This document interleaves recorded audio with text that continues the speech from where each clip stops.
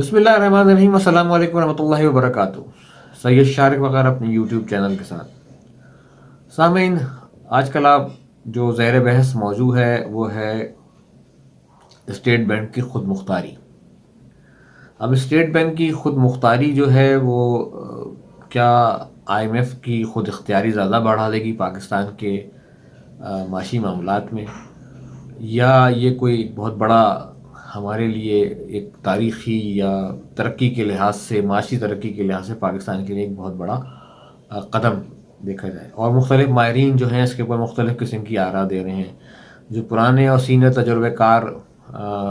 معاشی ماہرین ہیں وہ اس کو سلطنت عثمانیہ سے بھی ملا رہے ہیں کہ شاید جس طرح سے سلطنت عثمانیہ ختم ہوئی، خدا نخواستہ کوئی پاکستان کے ساتھ بھی کوئی ایسی بات نہ ہو جائے۔ اور کچھ دوسرے جو جدید علوم کے ماہرین بھی ہیں، جدید بزنس مین بھی ہیں، وہ اس کو ایک بہت بڑا قدم قرار دے رہے ہیں۔ ڈاکٹر رضا باقا صاحب نے بھی اس اسٹیٹ بینک کے جو گورنر ہیں اس کے متعلق وضاحت پیش کی ہے۔ اب خود مختاری کے حوالے سے اگر دیکھا جائے ایک فائنینس کے یا اکنامکس کے اسٹوڈنٹ کے حساب سے کہ اسٹیٹ بینک کی خود مختاری کیا ہے، کہ اسٹیٹ بینک اپنے معاملات خود چلائے گا اور وہ اس کے لیے حکومت پاکستان کو جواب دہ نہیں ہے۔ اس لحاظ سے اگر دیکھا جائے تو آپ سب اور ہم بھی اکثر دیکھتے ہیں، اس پہ بات بھی کرتے رہتے ہیں کہ جو اگر ٹیکس ٹارگٹ پورا نہیں ہوتا تو سرکار جو ہے وہ اسٹیٹ بینک کو انسٹرکشنز دیتی ہے کہ وہ کرنسی نوٹ چھاپے اور اس سے اپنی جو بھی اندرونی ضروریات ہیں، چاہے وہ آپریشن چلانے کے لیے، تنخواہیں دینے کے لیے ہے، یا اپنے دوسرے کاموں کو کرنے کے لیے حکومت کے جو کام ہیں اس کے لیے جو اس کو پیسوں کی ضرورت پڑتی ہے اس کے لیے کرنسی نوٹ چھاپ دے۔ حالانکہ وہ تمام پیسہ اس کو ٹیکس کلیکشن کی صورت میں آنا چاہیے، ٹیکس ٹارگٹس پورے نہیں ہوتے۔ اب اگر اسٹیٹ بینک جو ہے وہ انڈیپینڈنٹ ہو جاتا ہے اور وہ اس گردشی قرضے کو دینے کا یا سرکولر ڈیٹ کو دینے کے لیے منع کر دیتا ہے تو حکومت کے بعد دوسرا راستہ یہ رہ جاتا ہے کہ وہ ٹیکس نیٹس کو اور بہتر کرے، لوگوں کو زیادہ سے زیادہ ٹیکس نیٹ میں لائے اور ٹیکس جو ہے وہ اس سے اپنے معاملات کو پورا کرے۔ آپ ایک طرف یہ دیکھتے ہیں کہ اس وقت پاکستان کے اوپر جو بیرونی قرضہ ہے وہ ڈالر میں 115.7 بلین US ڈالر ہے، جو تقریباً 17-18 ہزار ارب روپے بن جاتا ہے، اور 2306 کے ہمارے گردشی قرضے ہیں جو ہمارے لوکل قرضے ہیں۔ تو جو ایک پہلو سامنے آیا، دوسرا جو ایک اہم پہلو بھی سامنے آیا رضا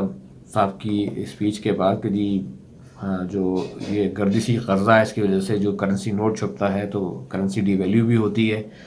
اور اس کی وجہ سے انفلیشن بھی کریٹ ہوتا ہے۔ جتنا زیادہ گردشی قرضہ بڑھتا چلا جائے گا، انفلیشن جو ہے وہ یا مہنگائی جو ہے وہ پاکستان میں بہت ہوتی جائے گی۔ گزشتہ 1.5 سال سے اس حکومت نے کوئی گردشی قرضہ نہیں لیا، کرنسی نوٹ نہیں چھاپے، تو ایک بڑا اہم قدم ہے۔ لیکن اب سوال یہ پیدا ہوتا ہے کہ اس کے باوجود جو ہے وہ مہنگائی جو ہے وہ 7ویں آسمان پر ہے۔ اب دیکھنا یہ ہے کہ اگر ہم اپنا انٹرنل ڈیٹ یعنی کہ جو گردشی قرضہ ہے اس میں بچا لیتے ہیں، لیکن ہمیں بیرونی قرضہ جو ہے وہ بڑھتا ہی چلا جا رہا ہے، تو کیا اس سے مہنگائی پہ امپیکٹ نہیں آتا؟ کیونکہ ظاہر ہے جب ہمارا بیرونی قرضہ بڑھتا ہے، کیونکہ ہمارے پاس ڈالر آنے کے جو ہیں وہ 3 سورسز ہیں، ایکسپورٹ کی ریمیٹنسز ہیں ہمارے پاس، یا ہمارا جو بیرون ملک پاکستانی کام کر رہا ہے وہ پیسے بھیجتا ہے، یا ہم ادھار لیتے ہیں آئی ایم ایف سے، ورلڈ بینک سے یا دوسری ڈونر کنٹریز سے۔ تو اس کا کیا اثر آتا ہے؟ بہرحال یہ تو آنے والا وقت ہی بتائے گا کہ کیا بہتر ہونے جا رہا ہے یا کیا آگے کیا مسائل آتے ہیں۔ لیکن اگر تھیوریٹیکلی دیکھا جائے تو کسی بھی ادارے کو خود مختاری یا وہ اس کو انڈیپینڈنٹ حیثیت میں کام کرنے کی، پروفیشنل ادارے کو بظاہر یہ قدم جو ہے وہ ایک خوشائن قدم بھی نظر آتا ہے کہ وہ انڈیپینڈنٹلی کام کرے اور اپنی جو پروفیشنل اپروچ ہے اس کے ساتھ کام کرے، اور ٹیکس نیٹ یقینی طور پہ بڑھنا چاہیے اور اس ٹیکس کے پیسے کو مناسب جگہ پہ جہاں ضرورت ہے وہاں استعمال ہونا چاہیے۔ اب لیکن اب سوال یہ پیدا ہو رہا ہے کہ ہمارے پاس سرکار میں ایسے بہت سارے ادارے ہیں جو آپ سمجھ لیجیے کما کے کچھ نہیں دے رہے، صرف ان کو بھرا ہی جا رہا ہے۔ جیسے آپ کے PIA ہے، پاکستان ریلوے ہے، اور پاکستان اسٹیل مل کی ہمارے سامنے مثال موجود تھی۔ تو یہاں سے بھرے جا رہے تھے، مطلب دیے جا رہے ہیں، ان کی تنخواہیں ہیں، آپریشنل ایکسپینسز ہیں، سب کچھ ہے، اور وہاں سے حکومت کو کوئی منافع نہیں مل رہا. لیکن اس کا دوسرا پہلو بھی آپ دیکھ لیتے ہیں کہ اگر ان اداروں میں لوگ کما رہے ہیں تو وہ کہیں نہ کہیں ٹیکس بھی تو دیتے ہیں، اکانومی بھی ان کی وجہ سے چلتی ہے، گرو کرتی ہے، وہ خرچہ بھی کرتے ہیں، وہ سیونگز بھی کرتے ہیں، تو سیونگ بینکس میں بھی ان کے پیسے جا رہے ہیں. اور اس لحاظ سے اگر دیکھا جائے تو اکانومی بھی گرو کرتی جا رہی ہے. اگر ان تمام اداروں کو پروفیٹیبل بنانے کے چکر میں اگر آپ بند کر دیتے ہیں تو یا ان میں افراد کی چھانٹی ہو جاتی ہے، تو یقینی طور پہ وہ ٹیکس کا بھی ہٹ پڑے گا گورنمنٹ ایکسچیکر کو، کہ اس میں وہ ٹیکس بھی نہیں ملنا کم ہو جائے گا، اور اکانومی میں جو وہ پیسہ استعمال ہوتا تھا وہ پیسہ بھی استعمال نہیں ہوگا. تو ان تمام چیزوں کو بھی ہمیں مد نظر رکھنا چاہیے. کتابی لحاظ سے تھیوریٹیکل ویلیو کے حساب سے یہ ایک اچھا بظاہر ایک اچھا فیصلہ نظر آتا ہے کہ ٹھیک ہے جی، ہمیں ایک آٹونومس باڈی بن جاتی ہے government state bank of Pakistan, اور وہ اپنے معاملات کو خود چلائے، اور حکومت جو ہے وہ اپنی ضروریات کو پوری کرنے کے لیے وہ پھر اس کا فوکس جو ہے وہ ٹیکس کلیکشن کی طرف چلا جائے. ٹیکس کلیکشن ہمیشہ سے ہر دور میں ہمارے لیے ایک نازکی مسئلہ رہا ہے کہ ہماری ٹیکس جو ہے وہ نیٹ کو بڑھایا جائے. ہر حکومت یہ کہ اسی بات پہ فوکس کرتی ہے کہ ٹیکس نیٹ بڑھنا چاہیے. ابھی بھی جو باتیں ہو رہی تھیں کہ وہ تقریباً 6 ٹریلین کا ٹارگٹ جو ہے وہ IMF دینا چاہتا ہے، جبکہ ہم اس پہ جو ہے وہ تیار نہیں ہو رہے ہیں ہمارے اہل اقتدار. تو ظاہر ہے وہ ایک بہت بڑا ٹارگٹ ہے اور بہت سارے لوگوں کو اس میں لے کر آنا ہے. پھر ڈائریکٹ انڈائریکٹ ٹیکسیشن ہے. میں اس کے علاوہ کچھ چیزیں ضرور ایسی ہائی لائٹ کرنا چاہوں گا کہ جو ایک خاص طور پہ فلسفہ ہے کہ جی شاید پاکستان کے سارے لوگ ٹیکس نہیں دیتے، لیکن جو شخص جو ہے کوئی بھی چیز خریدتا ہے، چاہے وہ ایک پری پیڈ کارڈ ہی خریدتا ہے اور وہ اس کی آمدنی قابل ٹیکس نہیں ہے، تب بھی وہ ٹیکس تو دیتا ہے. اور اگر اس لحاظ سے دیکھا جائے تو اس کا ٹیکس تو ریفنڈ ہونا چاہیے وہ، لیکن وہ ٹیکس جو ہے وہ ٹیکس نیٹ میں آ جاتا ہے، اور وہ شخص جو ہے وہ بیسیکلی ریفنڈ کا، واپسی کا حقدار ہے، کیونکہ اس کی آمدنی تو قابل ٹیکس ہی نہیں ہے، لیکن وہ کہیں اس کا ریٹرن ہی نہیں جمع ہوتا تو وہ پیسے بھی نہیں جاتے. تو اس کا حساب کتاب کیا ہوگا؟ یہاں تقریباً جو ہے ہماری 20-22 کروڑ کی آبادی ہے، اور 20-22 کروڑ کی آبادی کے اندر اگر بچوں کو مائنس کر دیا جائے تو یہاں تو خیر بچہ آج کل ٹیلی فون موبائل سیل فون استعمال کر رہا ہے. تو اس لحاظ سے اگر دیکھا جائے تو میرے خیال ہے کوئی، اگر میں غلطی بھی نہیں ہوں تو کم از کم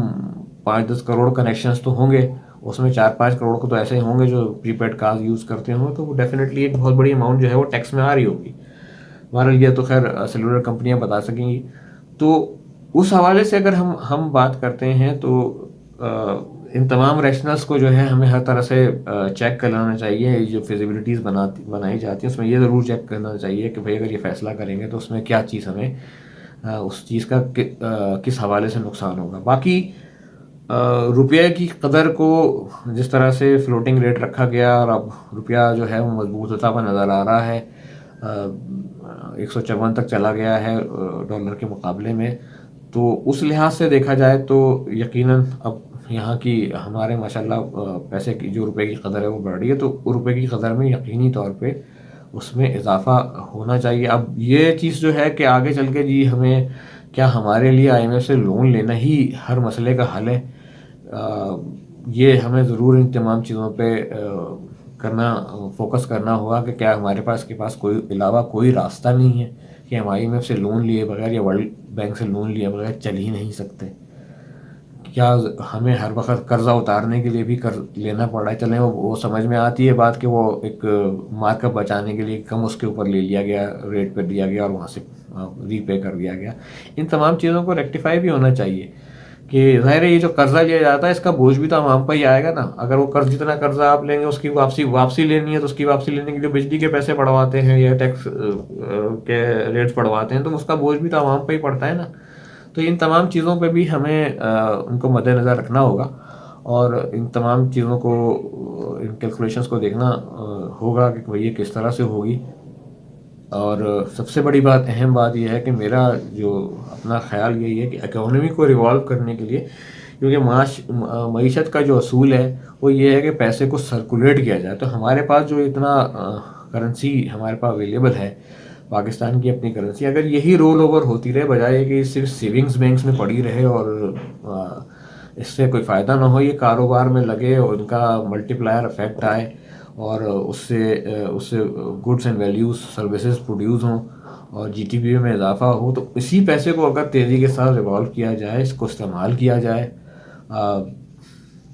کیا کہتے ہیں اس سے کارخانے لگیں اور ان تمام چیزوں پہ اگر آئے، کیونکہ جب بندے کے پاس پیسہ ہوگا وہ خرچ کرے گا